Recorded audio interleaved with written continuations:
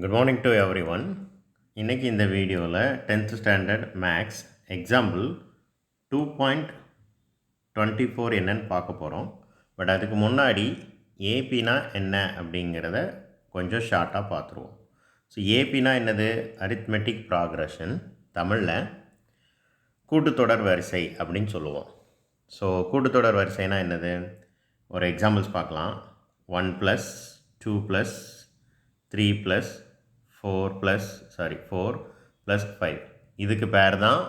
இதுதான் ஏபிக்கு ஒரு example. So இங்கே என்ன நடந்திருக்கு? 1 1 கூட்டிகிட்டு போகுது. ஸோ வேறு ஒரு சில எக்ஸாம்பிள்ஸ் பார்க்கலாமா?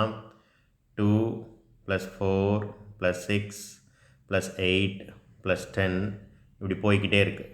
ஸோ இதுவும் இன்னொரு எக்ஸாம்பிள் தான். ஏபிக்கு இன்னொரு எக்ஸாம்பிள் தான். கூட்டுத்தொடர் வரிசைக்கு ஒரு எக்ஸாம்பிள். ஸோ இங்கே என்ன நடந்திருக்கு? 2 2 இன்க்ரீஸ் ஆகிட்டு போகுது. அப்போ அதே மாதிரி இப்போ ஓரளவு புரிஞ்சிருக்கும்னு நினைக்கிறேன். 3 6 9 12. ஸோ இதுவும் ஒரு ஏபி தான்.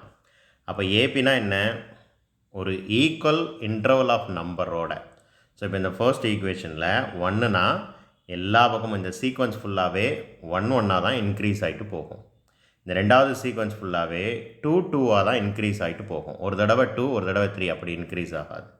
ஸோ இந்த மூணாவது சீக்வன்ஸ் பார்த்தீங்க அப்படின்னா 3 3 தான் இன்க்ரீஸ் ஆகிட்டு போகும். இதுக்கு பேர் தான் ஏபி.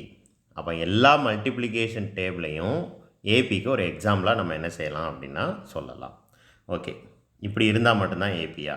இப்படி இருந்தால் மட்டும்தான் ஏபி இல்லை. இப்போ ஃபர்ஸ்ட் நம்பர் 5 இருக்கலாம், அடுத்த நம்பர் 7, அடுத்த நம்பர் 9, அடுத்த நம்பர் 11. ஸோ டேபிள் மட்டும்தான், மல்டிப்ளிகேஷன் டேபிள் மட்டும்தான் ஏபிக்கு எக்ஸாம்பிள் இல்லை. இந்த மாதிரி போனாலும் அது ஒரு ஏபி தான். இப்போ பாருங்கள், ஃபர்ஸ்ட் நம்பர் 5, அப்புறம் 2 2 இன்க்ரீஸ் ஆகிட்டு போகுது.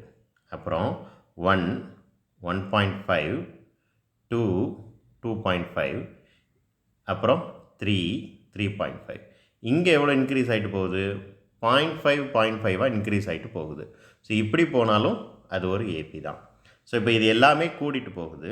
அதே மாதிரி குறையவும் செய்யலாம்.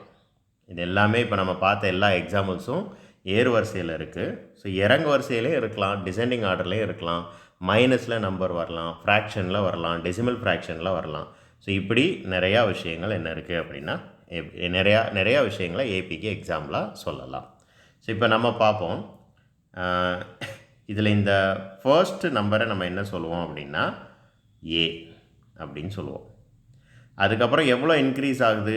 2 2 இன்க்ரீஸ் ஆகிட்டு போகுது. இப்போ இந்த சீக்வன்ஸை பார்த்தாலே நம்ம கண்டுபிடிச்சிடலாம்.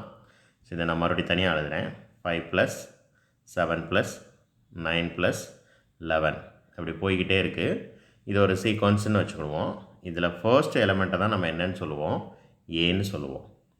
இப்போ இது எவ்வளோவா இன்க்ரீஸ் ஆகிட்டு போகுது? 2 2 இன்க்ரீஸ் ஆகிட்டு போகுது. பார்த்தாலே தெரியுது.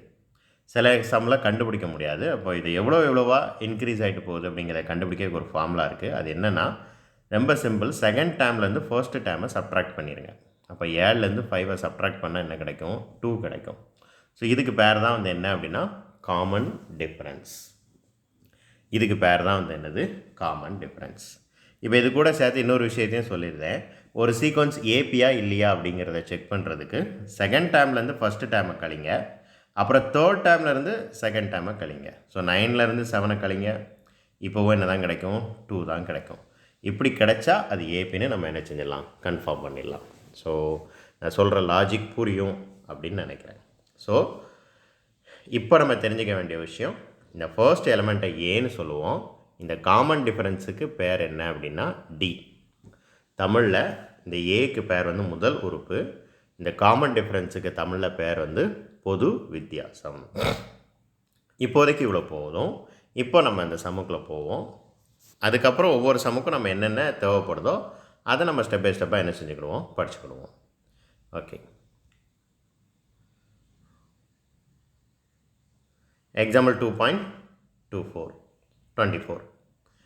Write an AP whose first term is 20 and common difference is 8. So ரொம்ப சிம்பிள். ஃபர்ஸ்ட் டேர்ம் வந்து 20, செகண்ட் அது காமன் டிஃப்ரென்ஸ் வந்து என்ன சொல்லியிருக்காங்க? 8ன்னு சொல்லியிருக்கிறாங்க. அந்த ஏபியை எழுத சொல்லியிருக்கிறாங்க. அந்த ஏபினா என்ன அர்த்தம்? அந்த சீக்வன்ஸ் என்ன, அந்த அரித்மெட்டிக் ப்ராக்ரஷன் என்ன, அந்த கூட்டுத்தொடர் வரிசை என்ன அப்படிங்கிறத அவங்களை எழுத சொல்லியிருக்காங்க. இது ரொம்ப ஈஸி. ஃபர்ஸ்ட் டேர்ம் எழுதிக்கோங்க. காமன் டிஃப்ரென்ஸ் என்னவோ அதை கூட்டி எழுதுங்க, அவ்வளோதான். ஸோ 20 கூட 8 கூட்டினா என்ன கிடைக்கும்? 28. இதுதான் ரெண்டாவது டேர்ம். அது கூட ஒரு 8 கூட்டுங்க, எவ்வளோ கிடைக்கும்? 36. அது கூட ஒரு 8 கூட்டுங்க, என்ன கிடைக்கும்? 44.